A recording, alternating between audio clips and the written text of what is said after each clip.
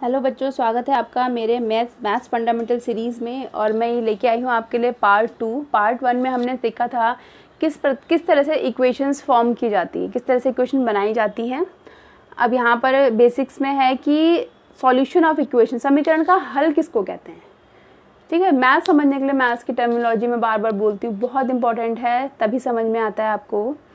तो ये 6th 7th 8th के स्टूडेंट्स के लिए बहुत इंपॉर्टेंट वीडियो है और 9th 10th के लिए ये रिविज़न सीरीज़ है। ठीक है, तो जैसे कि पहले दिया हुआ है आपको, मैं फर्स्ट डे से, जब से मैंने इसको इंट्रोडक्टरी पार्ट कराया है तब से हम बार बार इक्वेशंस की बात कर रहे हैं। तो आप मेरा इंट्रोडक्टरी पार्ट ज़रूर देखिएगा, इसका बीजगणित का, और एक पार्ट 1 में अपलोड कर चुकी हूँ, और ये पार्ट 2 आप ज़रूर देखिएगा। ठीक है, तो जैसे पहला क्वेश्चन है x + 10 = 30। चर का नाम है x बराबर 10। जैसे बालू का अगर मैं एग्जांपल लूँ कि बालू ने जो अप्पू द्वारा सोची हुई संख्या थी, तो वहाँ पर चर हो गया। वो सोची जो संख्या थी उसका जो, अगर आप इंट्रोडक्टरी पार्ट में जाएंगे मेरे, वहाँ जो मैंने एग्जांपल दिया है, तो वो सोची हुई संख्या वहाँ पर जो थी वो x बराबर जो भी थी, तो यहाँ पर भी वो x बराबर 10 है, तो उसको हम बोलते हैं चर। जो सोची हुई संख्या होगी वो चर होगी। तो x = 10, तो क्या ये इसका हल है? यानी जो इसका दायां पक्ष है और बायां पक्ष है, ये अगर बराबर आ रहा है तो इसका हल है, यानी ये समीकरण को संतुष्ट करता है। ठीक है, तो अब हम लोग थोड़ा यहाँ पर ये देख लेंगे कि समीकरण को हल कैसे करेंगे, उसका ये संतुष्ट करता है कि नहीं करता है। अगर वो समीकरण को संतुष्ट करेगा तो वो उसका हल है। जैसे अगर मैं अगर मैं अलग से आपको बताऊं कि x + 10 = 30, इसमें ये इसका बायां पक्ष है। दो पक्ष होते हैं ना समीकरण के, बायां पक्ष और दायां पक्ष। ठीक है, LHS और RHS, यही तो होता है। ठीक है, अब x = उन्होंने बोला 10 रख के देखिए।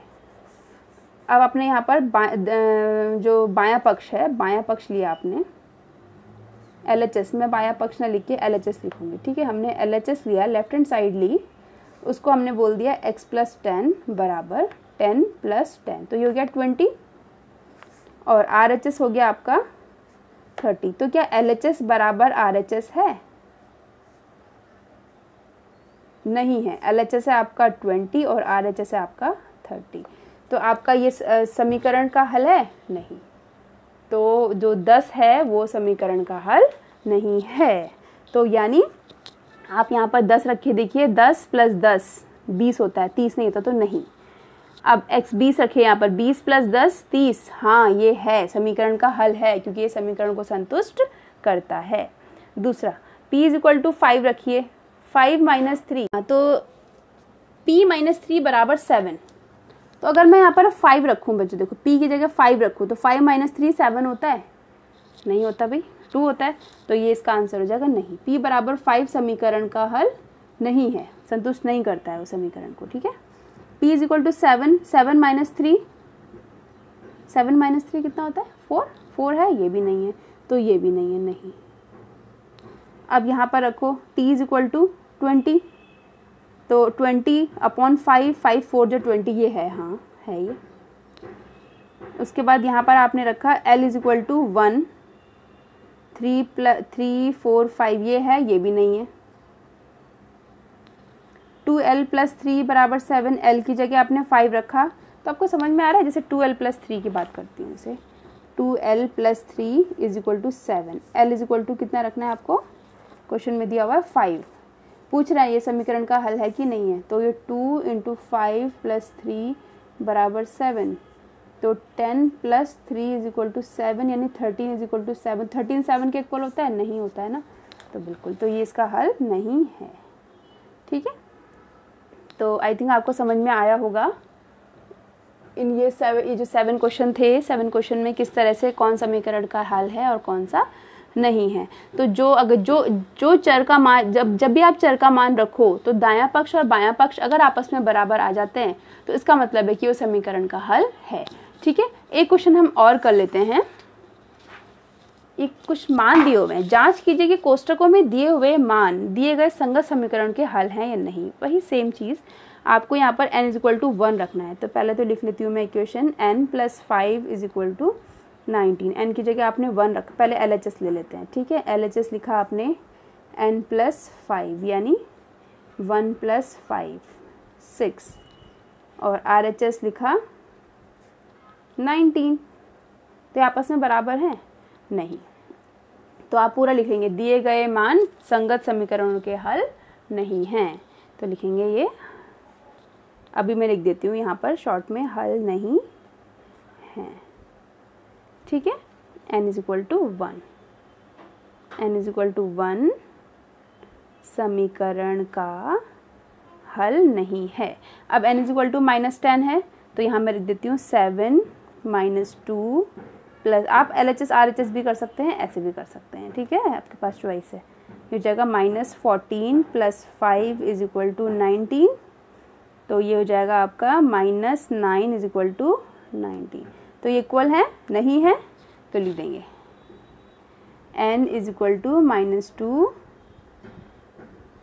समीकरण का हल नहीं है। ओके, ठीक है। अब आपसे फिर पूछते हैं n + 5 = 7 n + 5 = 19। तो आप यहाँ पर लिखोगे 7 × 2 + 5 = 19। तो 7 × 2 = 14 + 5 = 19। तो आपका आ गया 19 = 19। या आप इसको ऐसे करिए, LHS = 7n + 5, it means 7 × 2 + 5, that is 14, that is 19। तो LHS = RHS लिखेंगे। अतः n = 2 समीकरण का हल है।